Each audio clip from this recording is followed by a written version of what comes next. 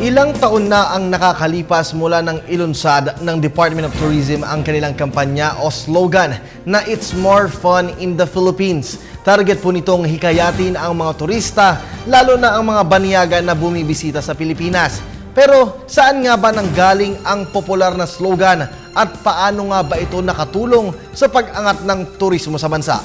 Alamin natin ang sagot mula sa special report ni Haji Caaminio. Bilang isang broadcast journalist, marami na rin akong napuntahang lugar sa Pilipinas. Saksi ako sa naggagandahang tanawin at pook na tanging dito lamang sa ating bansa matatagpuan. Mga lugar na tunay na maipagmamalaking sariling atin. Mula sa white sand beaches, kamanghamanghang mga kuweba, malaparaisong eco trails, makasaysayang mga lungsod at iba pa.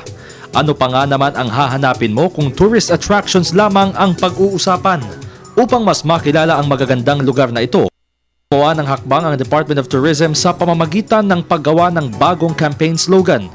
Sinimulan ito sa isang panawagan sa taong bayan sa social media na nag-uudyok sa kanilang makibahagi sa pagbibigay ng slogan para sa turismo ng bansa, hanggang sa maipanganak ang campaign slogan na It's More Fun in the Philippines. 2 taon na ang nakakalipas sa tulong ng isang kilalang advertising firm. Ayon kay Jimenez, simple, madaling tandaan at malapit sa katotohanan ang bagong slogan. Tiwala siyang sa pamamagitan nito ay mas makahihikayat pa ito ng mga banyagang turista na magbakasyon sa bansa. At bilang bahagi ng worldwide campaign, naglaan ng 63 million pesos ang DOT upang bumili ng advertisement spots sa telebisyon kung saan ipinapalabas ang It's More Fun in the Philippines slogan sa iba't ibang bahagi ng Asia, Europa at Estados Unidos. Mula nang ilunsad ang It's More Fun in the Philippines, nagtuloy-tuloy na ang pag-angat ng turismo sa bansa.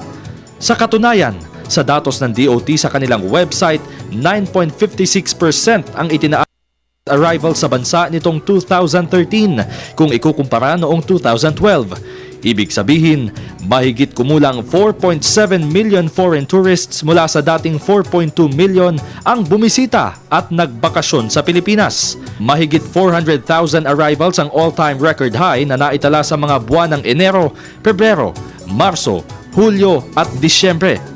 Kasunod nito, unti-unti na ring tumataas ang ranking ng Pilipinas sa buong mundo. Base sa 2013 World Economic Forum Travel and Tourism Competitiveness Index, mula sa dating ika-74 na pwesto, umakyat na ang Pilipinas sa ika-82, dahilan upang bansagang rising star ang bansa. Ano nga ba ang epekto ng paglagong ito sa ekonomiya? Yan ang ating aalamin sa ikalawang bahagi ng aking special report. Para sa Telebisyon ng Bayan, Haji Caaminio.